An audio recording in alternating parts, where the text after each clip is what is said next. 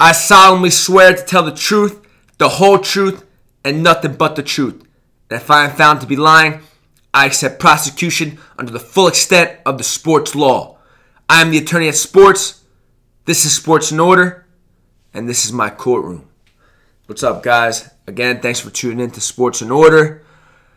No time for BSing today, man. We know we're getting right to it. You know, it's getting close, man. It's getting close. It's getting close to that middle of August, end of August, beginning of September. You know, the time where preseason ends and the real season is here. The start of the NFL regular season, September 9th.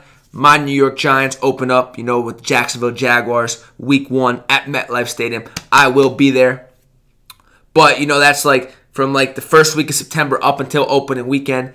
For the authentic fantasy football players, the ballers, the OGs, the ones that actually know how to play fantasy football. That's when you start doing your draft, you know, right after preseason ends, right before week 1. You know, I'll get into that a little bit later because on today's episode, I'm going to tell you the 10 things not to do in your fantasy football draft. But, you know, a lot of people like to draft in the beginning of August, middle of August, when preseason football's still going on. You know, you draft your player in the first round, and he gets hurt in the preseason, and your whole entire season's ruined. That's why I like to wait until, you know, the end of the preseason. Once preseason's officially over, and it's about a week until the regular season starts, that's when I like to do my draft, my fantasy football draft, because that way everybody's going to be healthy. You know who's going to be healthy for the regular season. I'm not having my players get injured in the preseason. Nah, it's not happening. But before we get started, as usual, you know, I like to remind you, if you go ahead and do me a favor, subscribe to the World of Sports Network YouTube channel. You know, get the notifications. You know, every time Sports in Order drops. Every time Baseheads drops, every time Trash Talk Radio drops, you know, everybody's doing big things on the World of Sports Network team. So, you know, if you can do all of us a favor and subscribe, that'd be very, very appreciated. Thank you. Like I mentioned today on Sports in Order, I'm going to tell you 10 things not to do during your fantasy football mock draft. Or your fantasy football draft. I'm sorry, not your mock draft. Your fantasy football draft. 10 things not to do during your fantasy football draft. Then I bring these soft-ass, weak-ass players in the NBA into the interrogation room, and then, as usual, we end off with what's the case on the base with the players to add in fantasy baseball. Well, you know the drill, guys. We got no time to waste. Let's get right into it. All right, the 10 things not to do during your fantasy football draft. Number 1, do not, and I repeat, do not draft the kicker in the first round. Please don't be the knucklehead that says, you know what?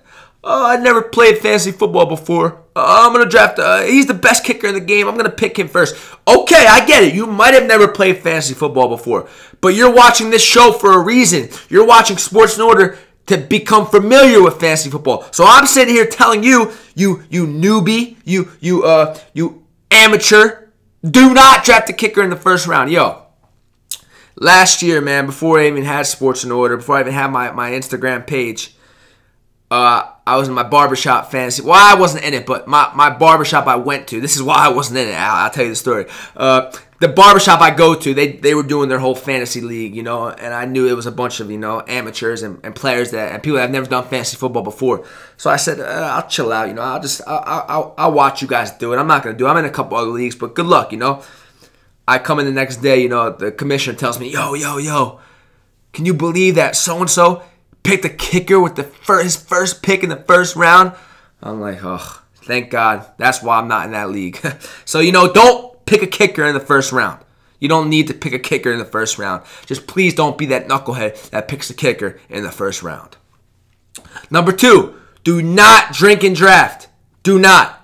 Now, you know, a lot of people, when they do their draft, they have a beer, you know, okay, they have a beer too. That's fine. That's okay. You can have a beer while you're making, you know, a casual beer, sip on the beer while you're making your picks.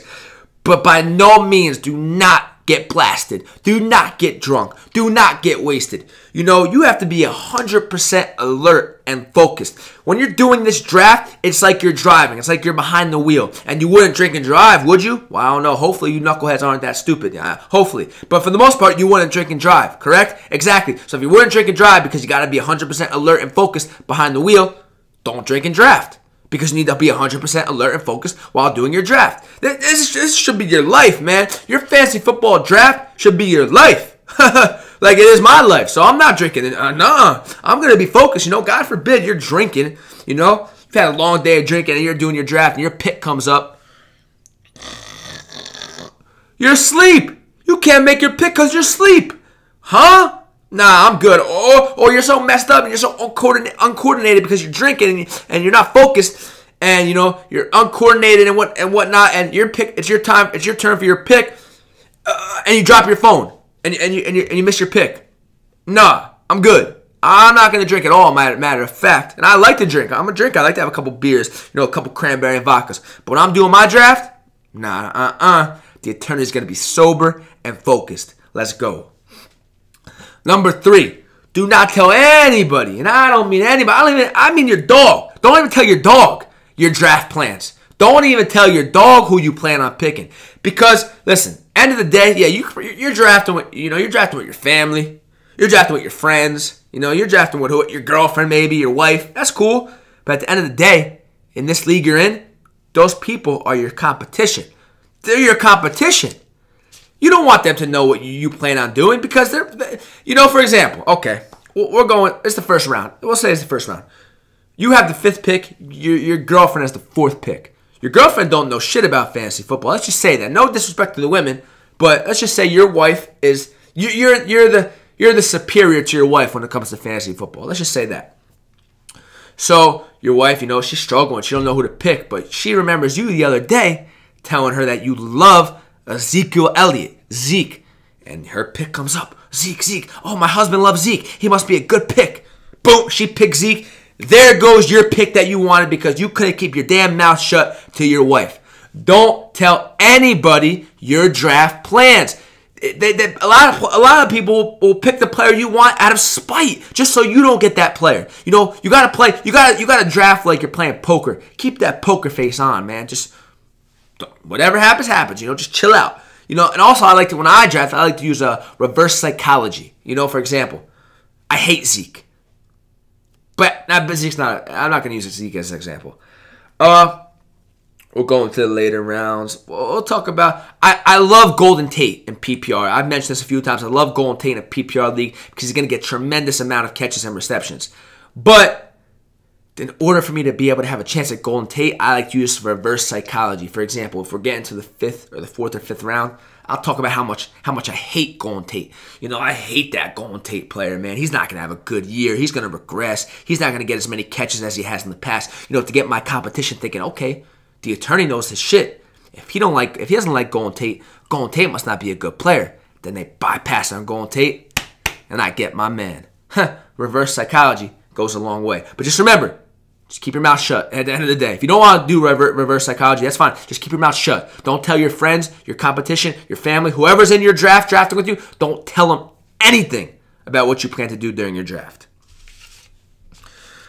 Here we go. Number 4, do not wing your draft. Take this shit seriously, man. Don't take this shit lightly. A lot of people just say, you know what? I'm gonna do fantasy football, but I don't care. It's just for fun. For fun? Nah, dog. We play for keeps. This ain't for fun, man. If you want to be in the attorneys league, man, you gotta be all in. Like all in. Like you gotta be fully prepared. And for me, to be able to know where I'm at, when it comes to be able to draft, for me to be able to have a great draft, I do tremendous amount of research. Mock drafts. I look up players' roles. I look up injuries or previous injuries for those players. It's just research. You can't go into your draft, not doing any research and just again winging it. You know what's draft day? Okay, let's see who. No, you have to go into your draft with weeks of research and weeks of preparation and weeks of studying. If you really care about this shit, and if you don't care about it, you shouldn't be in it. Especially you shouldn't be in a league for money. At the end of the day, guys, we're trying to win money, man. We're trying to feed our families. We're trying to put food on the table, man. We're trying to put bread on the table. We're trying to pay our bills. Like, you can't just go into this shit half-assed, man. Prepare. Research. If you want to have a great draft, you better be prepared to draft. None of this half-ass shit. Number 5, do not bank on last year. Last year means nothing. 2017 means nothing, kids. We're in 2018. Like, you can't, first of all, you can't draft players based only off the numbers. Because the reason that player had great numbers, it could be a whole bunch of different scenarios. He was on a bad team and he was the only option. The other players got hurt, so they was the only option. A bunch of reasons. So you can't really just look at numbers. You have to look at players changing teams. Bigger or smaller roles. Don't avoid a good player because he had a bad season. That's a great advice I like to tell a lot of people. Don't not pick a good player because he had one bad season. Players are entitled to have a bad season here and there. So don't not pick a Odell Beckham Jr. because he got injured last season and missed 11 games. As long as Odell Beckham Jr. is healthy, pick Odell Beckham Jr. Last year is an aberration. Last year didn't happen. It's gone. It's in the wind. So don't just not pick a player because he did you bad. He screwed you over. I'm not gonna pick that player because I picked him high in the third round. And he let me down. I mean, I know a lot of people that do that. That I've done it. I've been guilty of doing that. I'm not picking a player because he did me dirty the year before. But that's cost me leagues because that player ends up coming back and having a great season. So you gotta put your feelings to the side. That's what I'm gonna tell you guys. When it comes to drafting players, put your feelings to the side.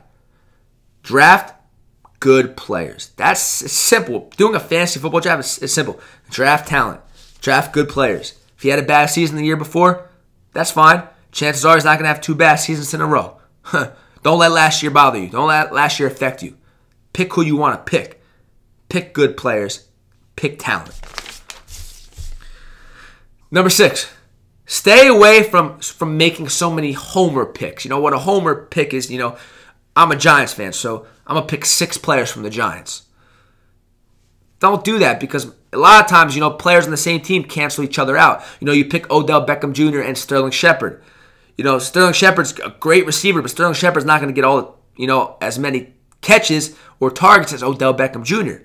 because Odell Beckham Jr. is Odell Beckham Jr. So, picking a lot of players from the same team, there's only one football to go around. So not all of those players are going to have success, especially if they're competing for targets, especially if they play the same position. So, one player from your favorite team is okay. Maybe even 2 players from your favorite team. But to pick 5 or 6 players from your favorite team, that's just you being a fan, not a fantasy football player. So, leave the feelings, put the feelings to the side and focus on drafting a good team based off, you as an owner and a GM, not a fan of a team. Let me tell you a perfect example. Honestly, I never ever pick players from the Giants, ever, because I think it's bad luck. Every time I picked a player like in the past from the Giants, I've jinxed it and they've got injured or had a bad season. Perfect example is last year. Now remember in the preseason, Odell Beckham Jr. sprained his ankle against Cleveland, against the Browns, and it lingered. Missed week 1, came back again in week 2, and had a decent week 3. Then week 4 broke his ankle against the Chargers. Missed the rest of the season. But long story short, in our draft that I was in, it was right after the preseason ended. But Odell Beckham Jr., remember, sprained his ankle in the preseason. So a lot of people didn't know if he was going to be healthy, for the regular season. That caused Odell Beckham Jr. to fall to 9th. I had the 9th pick.